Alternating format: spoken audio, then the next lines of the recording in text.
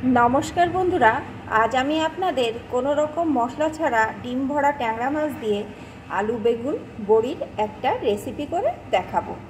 যে রান্নাটা করা কিন্তু খুবই সোজা আর খেতেও কিন্তু খুব ভালো হয়। আর এই গরমে বেশি মশলাপাতি না খেয়ে যদি এইভাবে রান্না করা যায় কিন্তু স্বাস্থ্যের পক্ষেও ভালো। তার জন্য এখানে আমি দেখুন কয়েকটা ট্যাংরা মাছকে আগে থাকতে লবণ হলুদ আর একটু কাঁচা সরষের তেল মাখিয়ে রেখেছি। কারণ ট্যাংরা মাছ তো এমনিতেই ভাজার সময় ফাটে, আর যেহেতু ডিম ভরা আছে তাই ফাটার সম্ভাবনাটাও অনেকখানি বেশি থাকে। তাই যদি একটু এই লবণ হলুদের সাথে কাঁচা সরষের তেল মাখিয়ে নেন তাহলে কিন্তু অনেকখানি ফাটার সম্ভাবনা কমে যায়।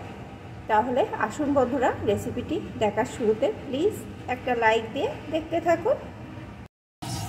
রান্নার জন্য কড়াইয়ে আমি পরিমাণ মতো সর্ষের তেল বসিয়ে দিয়েছি। আমি কিন্তু সম্পূর্ণ রান্নাটা সর্ষের তেলেই করছি, কারণ এই রান্নায় যেহেতু কোনো রকম মশলা ব্যবহার হবে না, তাই এই সর্ষের তেলেই রান্নাটা করলে স্বাদটা কিন্তু অসাধারণ হবে। এখন তেলটা গরম হয়ে গেছে। এখন যে মাছটাকে আমি মাখিয়ে রেখেছিলাম ওই মাছগুলোকে এর ভিতরে দিয়ে আমি প্রথমে একটু ভেজে নেব।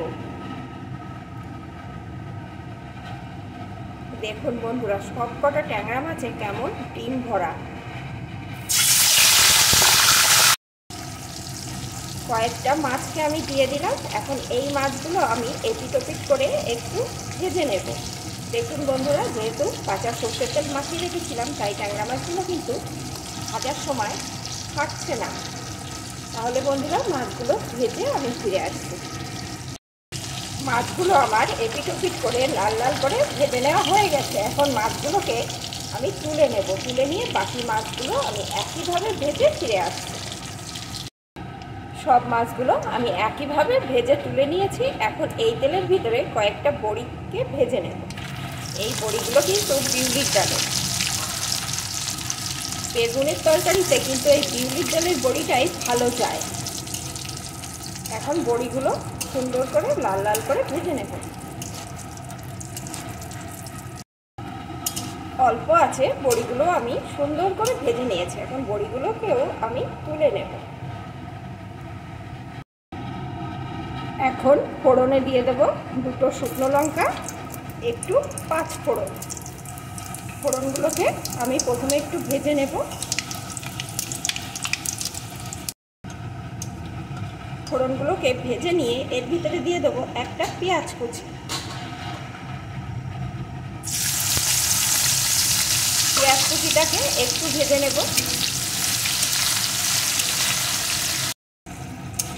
পেঁয়াজ কুচিটা কিন্তু আমি খুব লাল লাল করে ভাজবো না, একটু ভেজে নিয়েছি। এখন এর ভিতরে দিয়ে দেবো একটা টুকরো করে কেটে রাখা আলু। আলুগুলোকে একটু ভেজে নেব।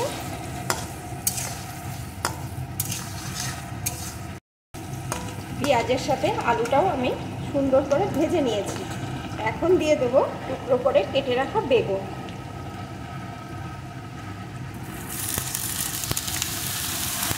সাথে দিয়ে দেবো কয়েকটা চেরা কাঁচা লঙ্কা। দিয়ে দেবো পরিমাণ মতো হলুদ গুঁড়ো। দিয়ে দেবো স্বাদ মতো লবণ। এখন বেগুনটাও আমি সব কিছুর সাথে ভালো করে কষিয়ে নেব। বেগুনটাও সব কিছুর সাথে ভালো করে কষিয়ে নিয়েছি। এখন আমি এর ভিতরে দিয়ে দেবো পরিমাণ মতো জল।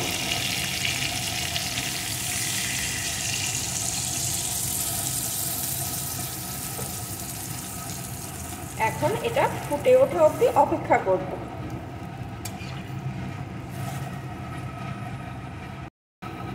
ঝোলটা কিন্তু এখানে ফুটে উঠেছে। এখনই আমি ভেজে রাখা বড়ি আর মাছগুলোকে দিয়ে দেব। কারণ বেগুন আর আলুটা ভালো করেই ভেজে নেওয়া, তাই সিদ্ধ হতে কিন্তু একদমই সময় লাগবে না। আর ট্যাংরা মাছ কিন্তু একটু জাল খায়, ট্যাংরা মাছ একটু শক্ত জাতীয় মাছ, তাই এখনই দিয়ে দিলাম। এইবার একসাথে সব কিছুকে ভালো করে ফুটিয়ে নেব। তাহলে আলু বেগুনটা যতটুকু সিদ্ধ হতে বাকি সেইটুকু সিদ্ধ হয়ে যাবে, সাথে সাথে মাছ বড়িটাও ভালো রকম সিদ্ধ হয়ে যাবে।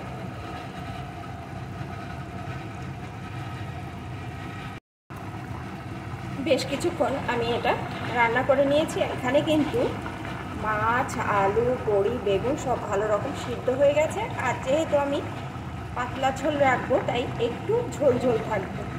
এখন কিন্তু আমার এই মশলা ছাড়া ডিম ভরা ট্যাংরা মাছের আলু, বড়ি, বেগুনের পাতলা ঝোল একদম রেডি।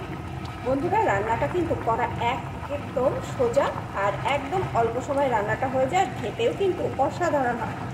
গরমের দুপুরে এরম এক বাটি তরকারি গরম ভাতের সাথে থাকলে দেখবেন আর কোনো পদের দরকারই পড়ছে না। এখন এটা আমি নামিয়ে নেব। বন্ধুরা, আমার রেসিপিটি আপনাদের কেমন লাগলো প্লিজ কমেন্ট করে জানাবেন। আর ভালো লাগলে কিন্তু অবশ্যই একটা লাইক করে দেবেন।